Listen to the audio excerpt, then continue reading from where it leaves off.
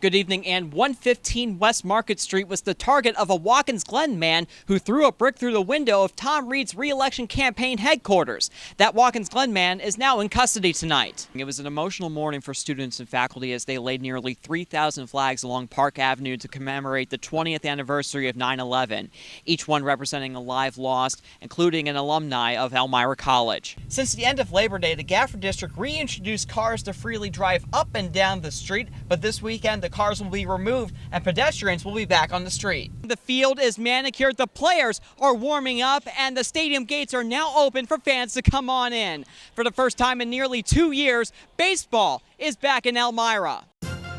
Now, from WYDC TV, this is Big Fox News at 10.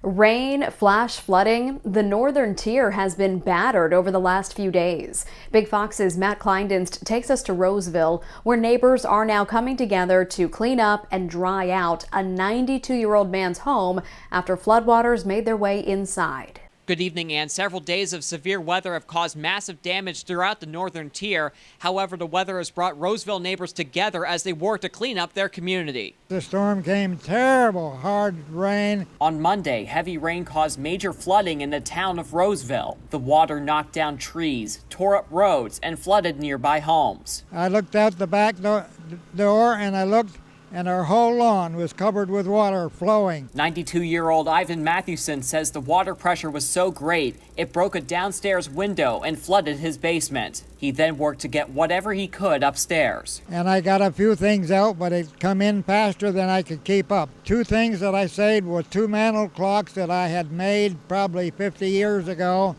and they were heirlooms, you know, and I wanted to save them. I got them out. Mathewson and his wife were soon evacuated and were placed in a motel by the Red Cross. By the time he returned this morning, his neighbors were hard at work cleaning up the house. We pulled in the driveway, and here they were already in there pumping out. Couldn't ask for better neighbors. A lot of work still needs to be done to clean up the water damage from his home and his neighborhood. For now, Ivan is leaning on his faith and is thankful no one was killed in the flood. The Lord giveth, the Lord taketh away. Blessed be the name of the Lord. We're trusting Him. The main thing I'm thankful for is nobody lost their lives. Matt Klinedinst, Big Fox, WYDC in Corning. Good evening, Ann. Governor Cuomo announced the Vax and Scratch program with the main goal to get more people vaccinated for COVID-19. The main prize, $5 million. Vax and Scratch. How do you like that name?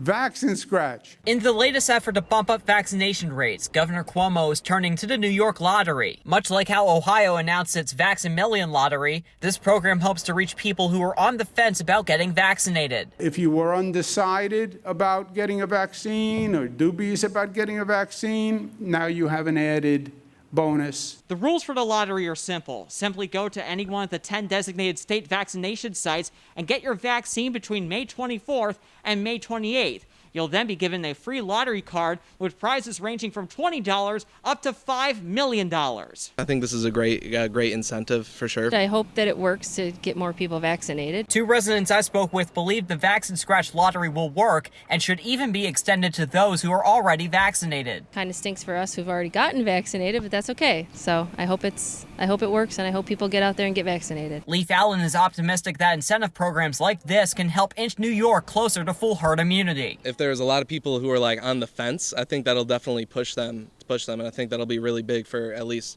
getting a step towards normalcy. The program will be re-examined after next week's drawing. Matt Klinedinst, Big Fox, WYDC in Corning.